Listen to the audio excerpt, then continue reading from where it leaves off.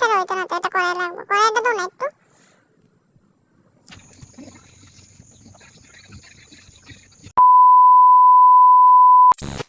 Hello everyone, Durga Puja উপলক্ষে তো নিজের স্কিন আর চুলের যত্ন করতেই হইব।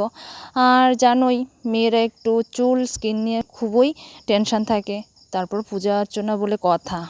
চলো আমিও একটু ট্রাই করি।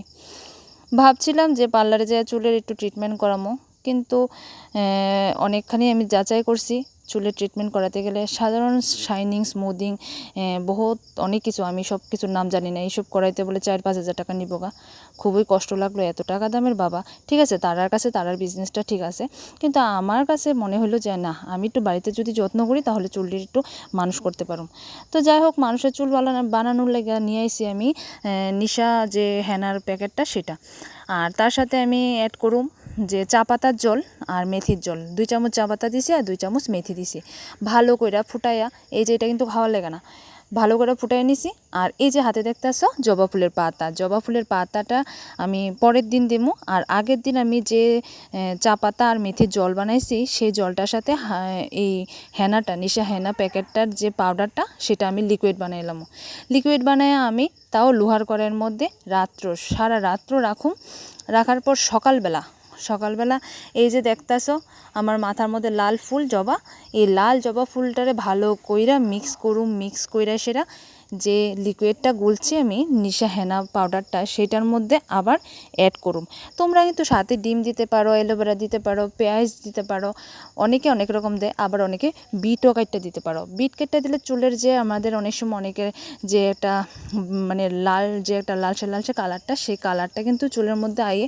তো এই যাই হোক, এক একজন এক এক রকমভাবে বানাইতে পারো, আমি যেভাবে বানাই আমি তোমরা সাথে শেয়ার করি।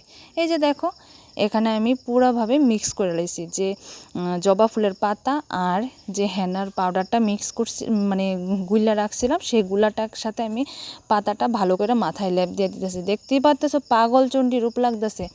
আর মাথাতে মাখন মানে কি তা এমন গন্ধ লাগতেছে, মানে কারণ ওই পাউডারটার মধ্যে একটা মেহেন্দি টাইপ গন্ধ আছে। তো তারপর দিয়ে কিন্তু ভালো কইরা শ্যাম্পু করতে হইব, ভালো করে চুলরে মানে ধুইয়া নিতে হইব, কারণ যাতে চুলের গোড়ায় কোনো প্রকারের যে হেনার পাউডারটা না থাকে।